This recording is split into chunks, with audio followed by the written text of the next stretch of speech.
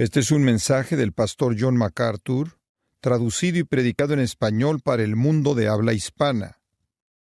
Si es tan amable de tomar su Biblia y acompañarme al 6º capítulo de Mateo.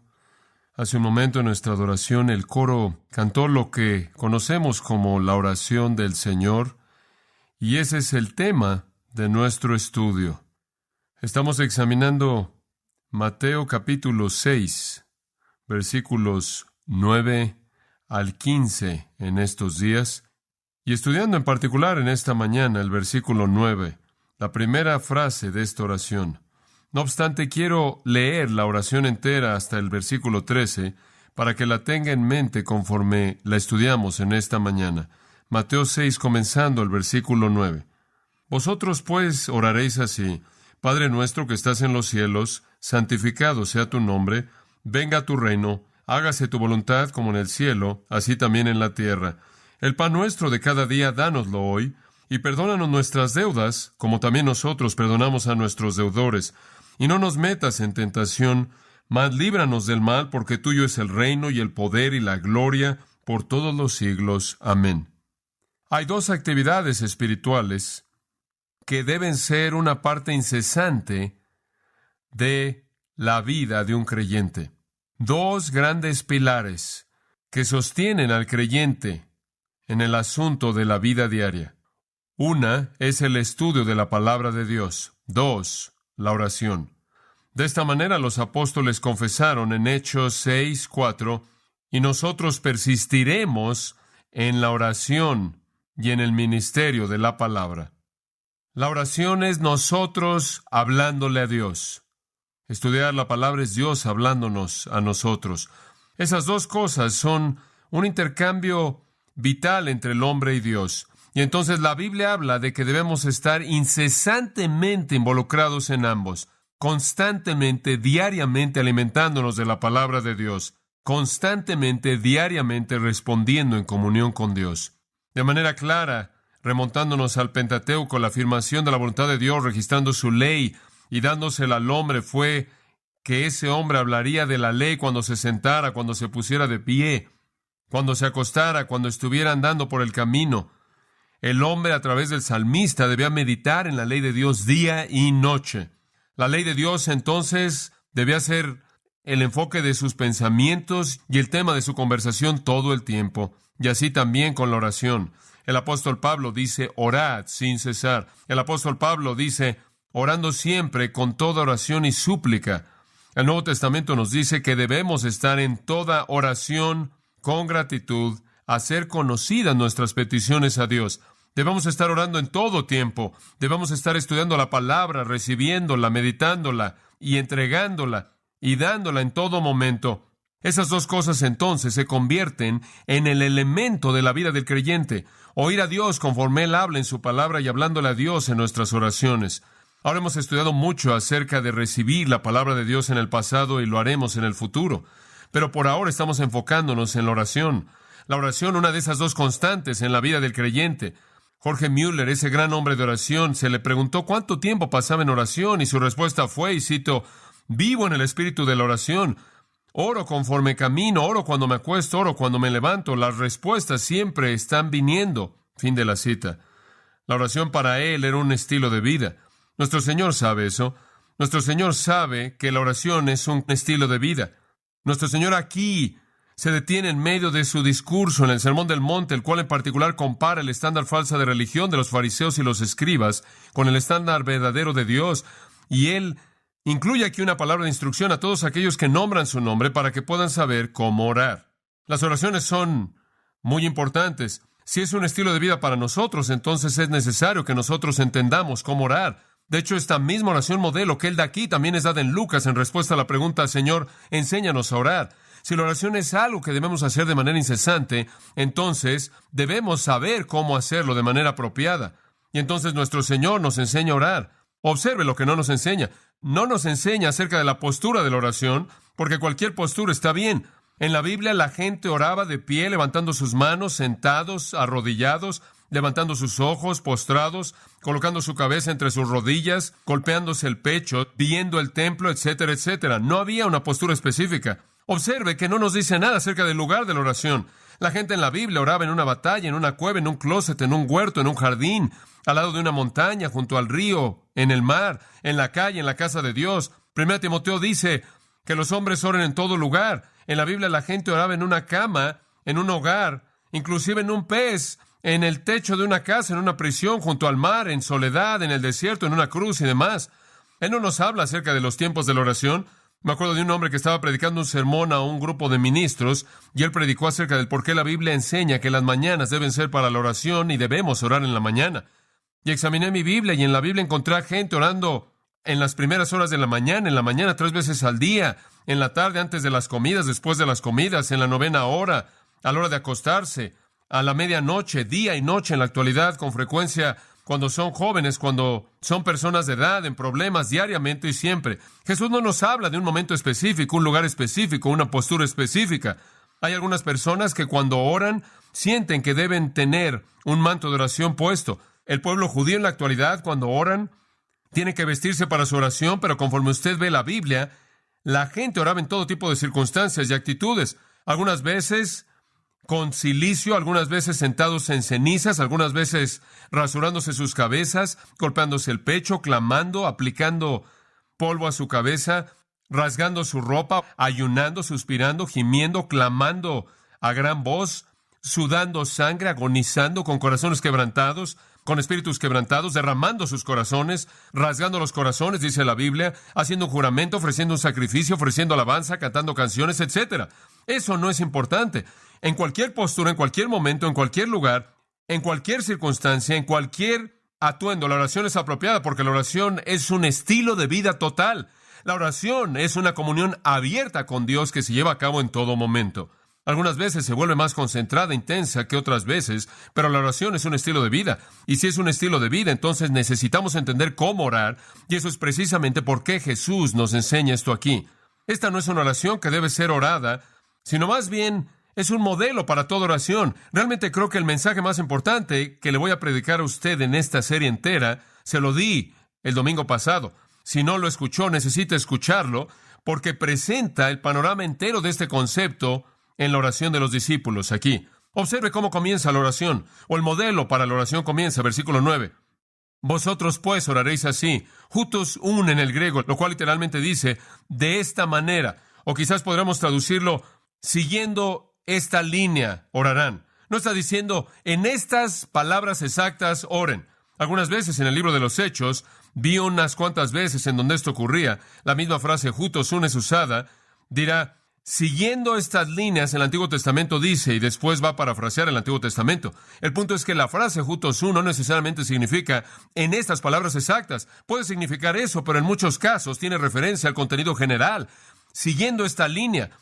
Vosotros pues oraréis así, no necesariamente significa siguiendo estas palabras exactas. Y creo que la gente que ha tomado esto en su exactitud lo ha recitado una y otra vez, ha perdido su significado, el cual para nosotros debe ser un bosquejo de esqueleto para una definición de toda la oración. Toda la oración debe seguir el patrón y el modelo dado aquí. Ahora, en nuestro último estudio señalamos que el enfoque primordial de esta oración es que se enfoca en la gloria de Dios. Y eso es apropiado porque eso es lo que toda la oración debe hacer. La oración no es tratar de alinear a Dios con lo que yo necesito. La oración es que yo afirmo la soberanía y majestad de Dios y tomo mi voluntad y la someto a la suya. Eso es la verdadera oración. Sabemos que en Juan 14, 3 al 14, nuestro querido Señor dice que cuando pedimos algo en su nombre, Él nos oye para que el Padre sea glorificado. La oración es para que usted reciba lo que quiera o para que yo reciba lo que quiero. La oración es para colocar la majestad de Dios en despliegue. Es para que Dios sea glorificado. Toda la oración entonces se concentra en Dios y esta oración no es diferente. Al estudiar las oraciones del Antiguo Testamento, lo cual he estado haciendo en el último par de semanas, para poder entender cómo es que el pueblo judío veía la oración, me sorprendió encontrar que inclusive en la circunstancia más profunda, más severa, inclusive en el foso de la desesperación que ni siquiera podemos imaginarnos, antes de que un verdadero santo de Dios entrara a la oración, con mucha frecuencia adoraba a Dios. Por ejemplo, estaba leyendo a Jonás. Jonás está en el estómago de un gran pez, en una circunstancia increíble que nunca nadie podría identificarse con él. Hable usted de temor, hable usted de miseria. Ahí está Él, en el estómago de un gran pez, y en el capítulo 2 de Jonás, Él comienza una oración. Y usted pensará que Él simplemente haría a un lado todas las formalidades y simplemente se concentraría en sácame de aquí, Dios. Pero Jonás comienza con un himno maravilloso de adoración y alabanza, porque ningún hombre puede realmente pedirle a Dios algo, a menos de que Él afirme que Dios tiene el derecho soberano de decir sí o no. Esa es la base. Nuestra voluntad debe ser traída en sumisión a Él. Leí Daniel capítulo 9 y Daniel está en el precipicio del desastre todo el tiempo, debido al lugar estratégico en el que él está en medio de una sociedad pagana Babilonia. Y en la perplejidad que estaba enfrentando, en el momento que él se postró a orar, y en medio de una situación terrible, él pronuncia su oración, y la oración entera se abre, casi ignorando la situación, con una afirmación de la majestad, y la gloria, y la dignidad, y la santidad, y la naturaleza todopoderosa del Dios soberano.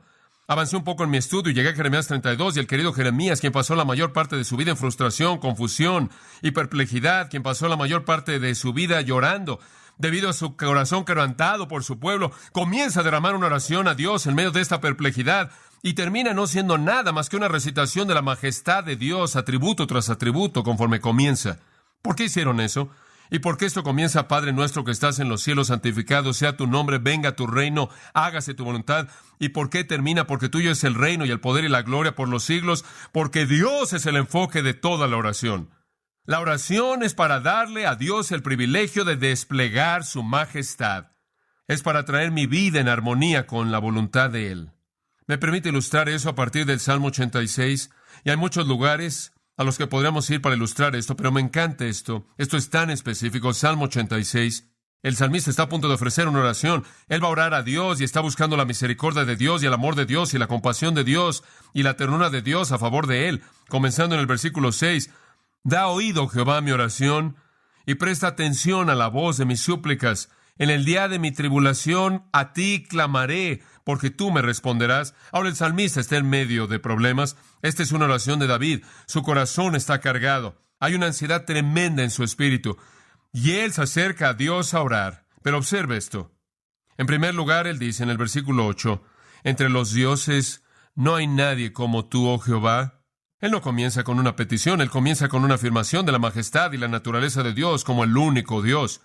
Ni hay obras como tus obras. Él exalta a Dios por quién es Él y lo que Él ha hecho.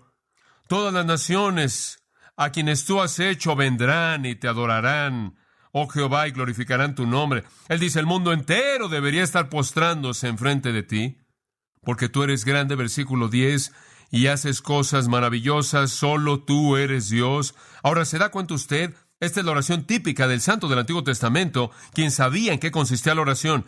La oración tenía que ver con atribuirle a Dios el lugar que Él merece y después traer mi voluntad en sumisión a la suya. Y eso es exactamente lo que Él hace en el versículo 11 de manera hermosa. Enséñame tu camino, Jehová, y andaré en tu verdad. Deténgase ahí por un momento. Note que ni siquiera menciona todavía la petición que hay en su corazón. Él ni siquiera lo menciona. Él simplemente dice, en primer lugar, quiero reconocer que tú eres Dios y tú tienes un derecho de hacer lo que tú quieres. En segundo lugar, quiero reconocer que yo me someto a tu camino y a tu voluntad. Y esta afirmación magnífica al final del versículo 11, une mi corazón para que tema tu nombre. Haz mi corazón uno con tu corazón. Eso es oración. La oración es simplemente inclinar y someterse de manera sumisa a la voluntad de Dios. Después en el versículo 12, sin importar lo que sucede, te alabaré, oh Jehová mi Dios, con todo mi corazón, y glorificaré tu nombre para siempre. Ahora eso es oración.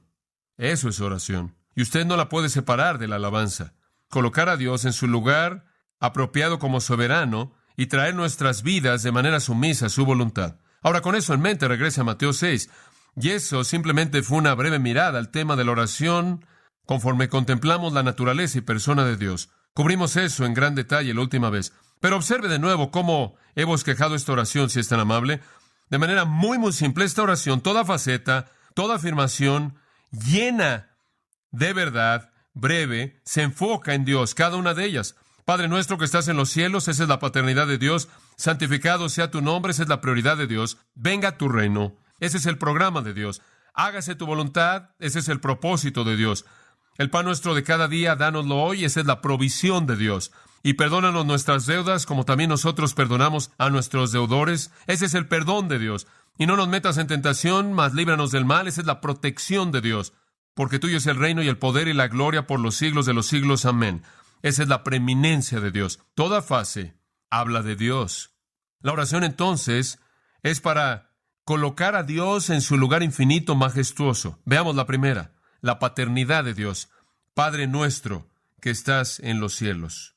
¿Saben una cosa, amados? Podría pasar semanas hablando de esta frase. Literalmente me abre tanto. Estos son los sermones más difíciles de predicar, en donde hay tanto que podrá ser dicho que usted no sabe qué escoger y qué dejar afuera. Pero simplemente observe esa frase. Padre nuestro que estás en los cielos. Esa es la invocación que comienza la oración. Si usted piensa en esto, probablemente ese es el término más común que usamos en nuestras oraciones. Padre, Padre, Padre, una y otra vez, de manera apropiada, porque este es el patrón que Jesús establece. La oración comienza con un reconocimiento de que Dios es nuestro Padre. Tremenda verdad en ese pensamiento. Dios es nuestro Padre. Ahora, ¿qué es lo que eso le dice a usted? Bueno, permítame comenzar con la palabra nuestro. Tiene referencia a gente creyente. Y entonces el hecho negativo de nuestro Padre es que es un golpe mortal en contra de la enseñanza liberal de la paternidad de Dios y la hermandad del hombre. Durante años, los liberales han enseñado lo que es la paternidad universal de Dios. Dios es el Padre de toda persona. Todos somos los hijos de Dios y todos somos hermanos. Bueno, solo hay un sentido en el que eso es verdad y solo un sentido. Y eso es todo. Y eso es en el sentido de la creación. Eso es en el sentido de la creación. Solo somos hijos de Dios universalmente porque hemos sido creados por Dios. Malaquías 2:10. ¿Acaso no tenemos todos un Padre? ¿Acaso no nos creó un Dios? En el sentido de que Dios nos ha creado, somos uno. Hechos 17, Pablo dice, somos todos simiente suya. Y eso se lo dice a los filósofos en el Areópago. En un sentido de creación, sí, Dios es nuestro Padre. En un sentido de relación, no lo es. Jesús le dijo a Juan 8:44 a los líderes judíos, vosotros sois de vuestro padre el diablo. En 1 de Juan capítulo 3, Juan de manera clara caracteriza a dos familias, los hijos de Dios y los hijos del diablo. Los hijos de Dios no continúan cometiendo pecado, los hijos del diablo sí, y entonces él presenta la distinción clara entre las dos familias. El apóstol Pablo presenta una distinción clara entre los hijos de luz y los hijos de las tinieblas. No hay simplemente una familia de la humanidad bajo una paternidad universal de Dios. Hay dos familias en el mundo, los hijos de Dios y los hijos del diablo. Jesús presenta esto de manera abundantemente clara. No hay manera de evadir esto. Pedro dice en 2 de Pedro 1:4 que solo aquellos que creen han sido hechos participantes de la naturaleza divina. Solo aquellos de nosotros que hemos nacido de nuevo, hemos nacido en la familia de Dios. Y solo aquellos que le recibieron les dio potestad o derecho de ser llamados hijos de Dios, Juan 1:12. Hay dos familias. Entonces la afirmación misma de Jesús, Padre nuestro, elimina a un mundo de gente incrédula. Hay un lado positivo en esto, no solo la eliminación de eso, sino que lo positivo es, Padre nuestro es una afirmación de una intimidad con Dios que es maravillosa. Porque como puede ver, para la mayoría del mundo los dioses y o Dios que adoraban era un ser muy distante, remoto y temeroso. Tristemente, había una distancia sorprendente inclusive en la manera de pensar judía del día de Jesús. El judío del Antiguo Testamento, el santo de Dios en el Antiguo Testamento, entendía algo de la paternidad de Dios. No hay duda al respecto. Él entendía que Dios era el Padre. Creo que ellos lo entendían más en un sentido nacional de lo que lo entendían en un sentido personal. Creo que lo entendían mejor en términos de que Dios cuidaba en general de la nación de Israel, de lo que llegaron a entenderlo en términos de la intimidad en una relación con Dios como un padre personal. No creo que fue sino hasta que Jesús vino que los hombres realmente entendieron la intimidad de Dios. Y creo que eso es ilustrado de manera vívida cuando Felipe le dice a Jesús, muéstranos al Padre. Y Jesús le dice, ¿has estado conmigo tanto tiempo, Felipe, y no sabes que si me has visto a mí, has visto al Padre? Y creo que fue Jesús el que nos trajo la intimidad de eso, pero en el Antiguo Testamento, el judío del Antiguo Testamento realmente entendía a Dios como Padre más en un sentido nacional que en un sentido personal. Y conforme pasó el tiempo y usted llega al tiempo de Jesús, ellos habían perdido el concepto de Dios como Padre. Dios se volvió más y más remoto, y no creo que es que Dios se movió.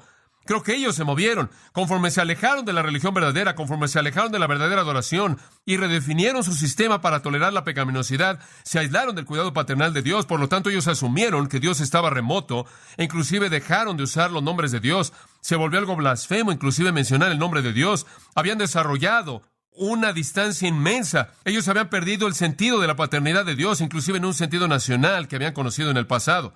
Y entonces cuando nuestro querido Señor pronuncia el término Padre Nuestro, es algo sorprendente para ellos. Los despierta a algo que habían perdido hace mucho tiempo en el pasado. Les presenta un nuevo tipo de intimidad que nunca siquiera habían llegado a entender. Padre Nuestro. Permítame llevarlo de regreso y mostrarle lo que los judíos en el Antiguo Testamento veían cuando pensaban en eso. Ellos sabían que Dios era un Padre. Ellos entendían algo de lo que eso significaba. Por ejemplo, en Isaías 64, usted tiene una afirmación que hizo Isaías acerca del pueblo de Dios, el pueblo de Israel, que habían pecado de manera terrible. En el versículo 5, él dice, ¿por qué hemos pecado? ¿Por qué hemos pecado?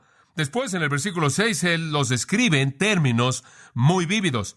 Porque todos somos como algo inmundo, y todas nuestras justicias como trapos de inmundicia, y todos nos desgastamos como una hoja, y nuestras iniquidades como el viento nos han llevado. Isaías dice, Dios, somos un desastre, somos un pueblo pecaminoso.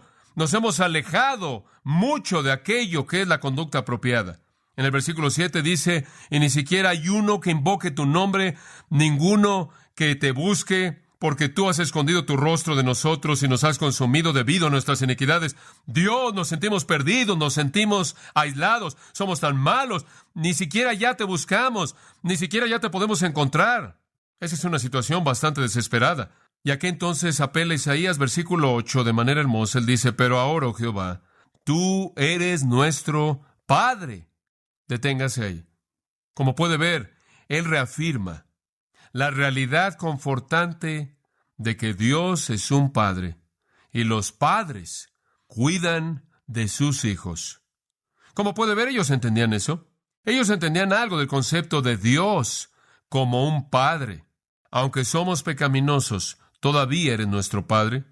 Permítame decirlo, si lo puedo resumir en un sentido, que los judíos en el Antiguo Testamento vieron en la paternidad de Dios 5 cosas básicas. No sé si estas 5 son exhaustivas, simplemente son lo que yo vi. Número 1, ellos reconocían que Dios era un Padre en términos de que Él los dio a luz. Ellos vieron el hecho de que Dios los engendró como un acto paternal. En Primero de Crónicas dice de él que él es el Dios de Israel, nuestro Padre. Ese es un título, el Dios de Israel, nuestro Padre. En otras palabras, el que ha engendrado a la nación. En segundo lugar, en el concepto de Padre, los judíos vieron la cercanía de Dios. Un padre es uno que está en una relación familiar. Un padre no es como un tío, un primo, un amigo, un vecino. Un padre es una relación filial. Y entonces vieron en el término Padre algo de cercanía. Para ver una ilustración de esto, no voy a tomar el tiempo para verlo. Lea el Salmo 68, realmente sorprendente. En el Salmo 68 está esta discusión de Dios y su poder, y habla de que Dios está en un monte alto, y habla de que Dios está montado sobre las nubes, y habla de sus carros son 20,000, y sus carros son los ángeles, y Dios está volando por el cielo y ascendiendo en los grandes montes de la santidad, y después sale de eso y dice, y Él es un padre a los que no tienen padre, y Él nos coloca en una familia. ¿No es eso maravilloso? Ellos conocían la majestad de Dios, ellos entendían algo de la distancia de Dios, pero ellos también sabían que Él era un padre de aquellos que no tienen padre y que Dios había colocado a la gente en una familia, entonces veían su cercanía. En tercer lugar, yo creo que los judíos, al ver el concepto de Dios como un padre, vieron su gracia amorosa. Un padre es perdonador, un padre es tierno de corazón, un padre es misericordioso, un padre muestra gracia a sus hijos. Y de esta manera dijeron en el Salmo 103, cómo el padre se compadece de sus hijos, así Jehová se compadece de los que le temen. Él es como un padre misericordioso. Él es como un padre que condesciende, lleno de gracia, gentil, amable. Tan lleno de gracia, tan considerado. Así es como veían a Dios. En cuarto lugar, yo creo que los judíos del Antiguo Testamento vieron la paternidad de Dios en términos de su guía. Como un padre guía a sus hijos, ¿no es cierto? Él los guía, les muestra por qué dirección deben caminar, les da sabiduría e instrucción. Así es como ellos lo veían. En Jeremías 31:9 dice, ellos vendrán llorando, ellos vendrán con súplicas, y yo los guiaré. Yo haré que caminen junto a los ríos de aguas en un camino derecho, en los cuales no tropezarán. ¿Por qué? Porque yo soy un padre a Israel. Dios dice, yo los guiaré junto a un río, yo los llevaré por un camino derecho, yo me aseguraré de que no caigan. ¿Por qué? Yo soy su padre, y un padre guía, un padre ama, y un padre se queda cerca, y un padre engendra, como puede ver usted. Pero en todo esto no sentimentalizaron a Dios, porque hubo una quinta cosa que vieron. Ellos tenían que ver que debido a que Dios era su padre, tenían que obedecerlo. Esa era su parte. Dios engendraría, Dios estaría cerca, Dios mostraría gracia, Dios también los guiaría, y ellos debían responder en obediencia. En Deuteronomio capítulo 32 hay una afirmación simple que reitera esto, y podremos ver otras escrituras, pero simplemente veamos esta. Ellos se corrompieron a sí mismos, eran pecaminosos, y la palabra viene, ¿no demanda esto Jehová, oh pueblo insensato y necio? ¿No es Él vuestro Padre quien os ha traído? ¿Pueden tratar a su Padre con desobediencia, falta de respeto? Entonces lo entendieron como un padre, quizás de una manera más general. No obstante, lo entendieron como un padre que los engendró, amoroso, que estaba cerca de ellos, que los guiaba, que los entrenaba, los preparaba en la obediencia y tenían la responsabilidad de obedecer. Este es un concepto judío. Y sabe una cosa, más adelante en el Sermón del Monte, regresando a Mateo 7:7, Jesús reitera este concepto. En el capítulo 7, versículo 7, Él dice, pedid y se os dará, buscad y hallaréis, llamad y se os abrirá. Porque todo aquel que pide recibe, y el que busca halla, y el que llama se le abrirá. ¿Por qué? ¿Por qué Dios va a hacer esto?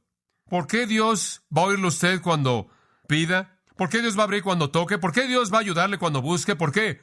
Porque Dios es así. Y él continúa en el versículo 9. ¿Qué hombre hay de vosotros que si su hijo le pide pan, le dará una piedra? ¿O si le pide un pescado, le dará una serpiente? Pues si vosotros, siendo malos, sabéis dar buenas dádivas a vuestros hijos, ¿cuánto más vuestro qué? Padre que está en los cielos dará buenas cosas a los que le pidan. De nuevo, se les presenta el hecho de que Dios es un Padre benévolo, cuidadoso, amoroso, así como un padre en el mundo cuida de las necesidades de sus hijos. Pero creo que ellos tenían un sentido de distancia conforme regresamos a lo que Jesús dice en el capítulo 6, que les había llevado a perder este sentido de intimidad. Creo que lo único que les quedaba era el concepto pagano. ¿Saben una cosa? Los griegos llamaban a Zeus, padre Zeus, y en conexión con el padre Zeus el término llegó a significar señor o gobernante. Perdió toda su intimidad.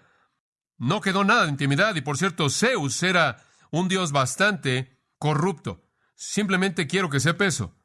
Había un dios amable llamado Prometeo, y Prometeo vio el mundo, según la leyenda griega, y Prometeo dijo que no había fuego en el mundo. Y los hombres tenían frío en la noche, y los fuegos no solo eran buenos para mantenerlos calientes, sino que eran buenos para muchas cosas, para palomitas y malvaviscos y comunión y cosas así. Y Prometeo vio al mundo y dijo, no es bueno que el hombre no tenga fuego. Y entonces Prometeo le dio al mundo fuego, y el padre Zeus se enojó tanto con Prometeo, que tomó a Prometeo y lo llevó a la mitad del mar Adriático, encontró una roca que estaba saliendo ahí del agua, y encadenó a Prometeo esa roca y lo dejó ahí, en medio del calor terrible del día, y la sed del día, y el frío de la noche, y constantemente le quitó, creo que una especie de ave, con sus garras hizo eso, continuamente le quitaba, le arrancaba su hígado, y Prometeo, según la leyenda, siempre terminaba con un nuevo hígado, y entonces siempre se le hacía eso. Los griegos dijeron que eso es lo que el padre Zeus piensa acerca de algo bueno para la gente. Ahora ese es el contexto de este día. Padre no significaba nada, había perdido su significado. Y para los fariseos y a los escribas, pensar en Dios como un padre era un pensamiento muy vacío. No significaba nada más que un señor, o un dios, un gobernante, un rey. Y Jesús lo usa de una nueva manera. Jesús inyecta en esto algo rico, algo especial, algo íntimo. No solo en la palabra que Él usa, como veremos, sino en la manera en la que Él trajo Dios a los hombres, ¿no es cierto? Jesús hizo esa intimidad posible. Por cierto, cuando Jesús oró, Él siempre usó la palabra Padre. Más de 70 veces la palabra Padre, Él siempre la usa. Solo en una oración que Él oró, no usó la palabra Padre. ¿Sabe usted qué oración fue esa? Dios mío, ¿por qué me has desamparado? Solo al llevar el pecado fue Él separado del Padre, y solo entonces Él no dijo Padre. El resto de las veces, la intimidad de esa relación fue expresada, y solo en ese momento temporal, cuando fue quebrantada al llevar Él el pecado, Él se dirigió a Dios de otra manera. Escuche, cuando usted va a Dios y le dice Padre, no está hablando del padre ganso, padre de alguien, alguna persona benevolente que quiere regalarle a usted huevos de oro, o la madre gansa, o lo que sea. No estamos hablando de alguna deidad que está totalmente desinteresada y es un padre únicamente en el sentido de su liderazgo. Estamos hablando de alguien benévolo, amoroso, alguien que está involucrado de manera personal, alguien que es absolutamente íntimo. Permítame profundizar un poco más. Estudié un poco esta semana las filosofías de la época y descubrí algunas cosas interesantes. Habían dos filosofías primordiales que existían en el tiempo de Cristo en el mundo greco-romano. Son conocidos como los estoicos y los epicúreos. Ha leído usted de ellos, ¿verdad? Los estoicos tenían un atributo esencial para los dioses. Decían que el atributo primordial de un dios es apatheia. Obtenemos la palabra apático de esta palabra. Ahora, apatheia para el griego es esencial en la capacidad de experimentar cualquier sentimiento.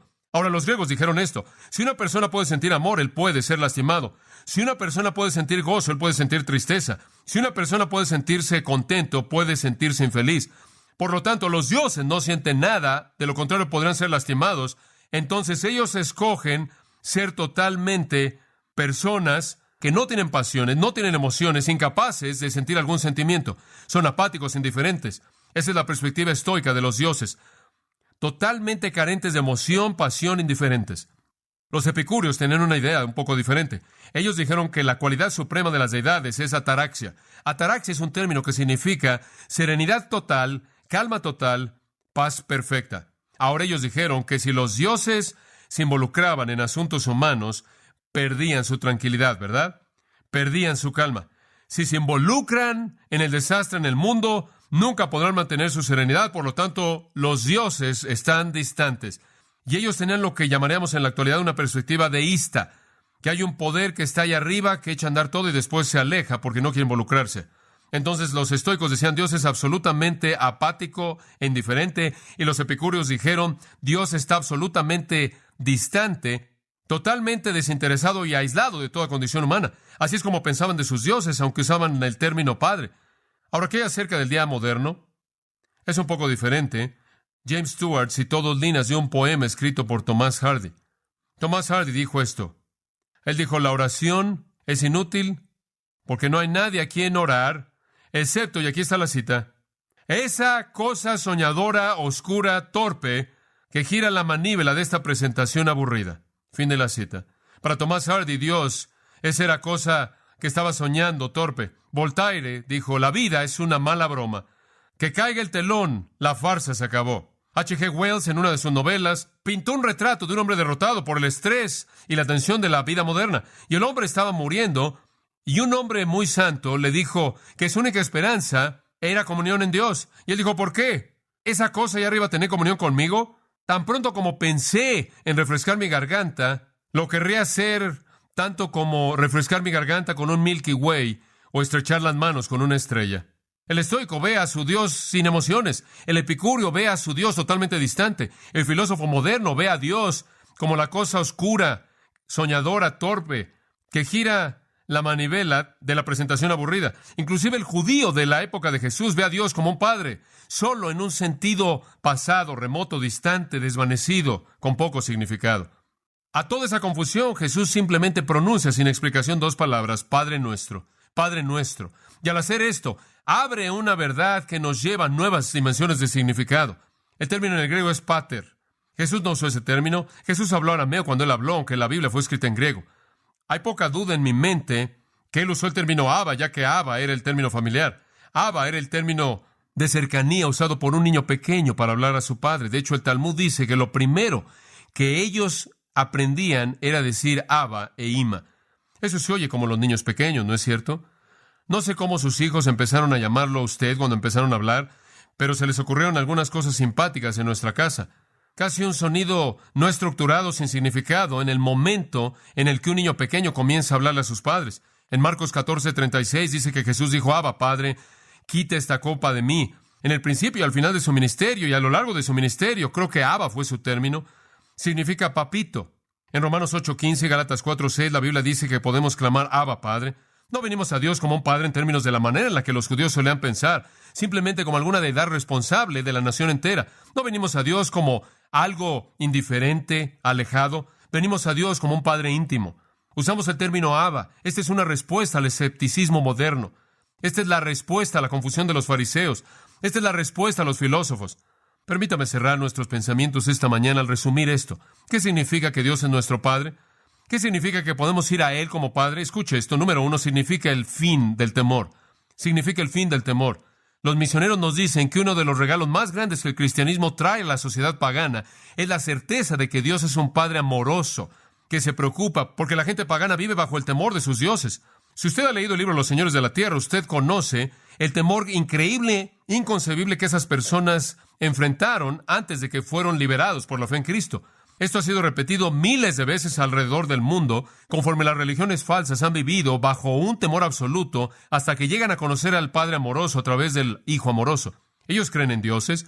Sus palabras literalmente están llenas de dioses que son celosos, hostiles, que están enojados, que se vengan y viven en temor absoluto de estos dioses. Y esa es la razón por la que es tan maravilloso cuando Jesús dice Padre nuestro, termina el temor. Usted no tiene que temer a Dios. Él es su Padre a través de Cristo. En segundo lugar, yo creo que Dios como Padre hace a un lado el asunto de la esperanza. Esperanza. ¿Sabe una cosa? El mundo es hostil. Hay leyes de hierro en este mundo que cuando usted quebranta esas leyes, usted lo hace jugándose la vida. Usted peque, las consecuencias vienen y la paga del pecado es la muerte. No es sorprendente que Voltaire dijo que la vida es una broma mala. No es sorprendente que él dijo que los hombres son necios, hundiéndose en un mar de lodo. Él no tenía esperanza, todo estaba desintegrándose. Eso es porque él no tenía un padre amoroso. Me acuerdo que como niño pequeño una vez mi papá me puso en una esquina y dijo, espérame, yo voy a regresar por ti. Y él no vino y no venía y oscureció más y más y estaba solo en la esquina, en el rincón. Finalmente, él tuvo un problema con el carro y regresó horas y horas después de que se habían cerrado las tiendas y yo estaba ahí de pie en la oscuridad. Claro que él me abrazó y se preguntó si me había molestado. No me acuerdo todos esos detalles. Yo simplemente recuerdo que le dije, no estoy enojado porque me dijiste que regresarías y te estaba esperando. Ese es el amor de un hijo hacia un padre, esa es la esperanza. Pero en medio de un mundo hostil que se está desintegrando, Dios es nuestro Padre y Él va a encargarse de lo que necesitamos. En tercer lugar, creo que hace un lado el asunto de la soledad. Si Dios es un Padre, entonces eso es algo que la gente solitaria necesita conocer, ¿verdad? El corazón conoce la soledad, el corazón conoce la amargura, la pérdida de dignidad personal, la pérdida de esperanza. Todos sufrimos de compasión, autocompasión. Desesperadamente necesitamos respeto. ¿En dónde vamos a encontrar esto? ¿Hay alguien que nos conoce por lo que somos y nos ama por eso? ¿Hay alguien que puede levantarnos y darnos valor? ¿Hay alguien que puede hacernos sentir como si tuviéramos un amigo? Dios puede, Él es nuestro Padre. Él es nuestro Padre. Él dijo, aquí yo estoy con vosotros todos los días. Yo soy un amigo que está más cercano que un hermano. La paternidad de Dios resuelve el asunto de la soledad. En cuarto lugar, creo que esta frase aquí resuelve el asunto del egoísmo. Obsérvela de nuevo, dice Padre nuestro, no Padre mío, sino Padre nuestro. Y Jesús nos enseña, como le dije la semana pasada, y simplemente lo menciono porque lo cubrimos la semana pasada, la oración es algo que no es egoísta.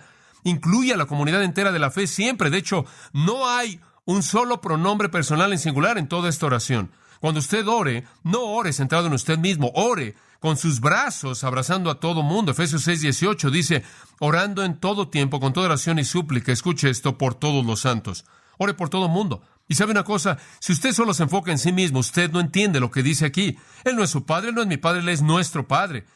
El uso mismo de la palabra nuestro termina todo reclamo de exclusividad.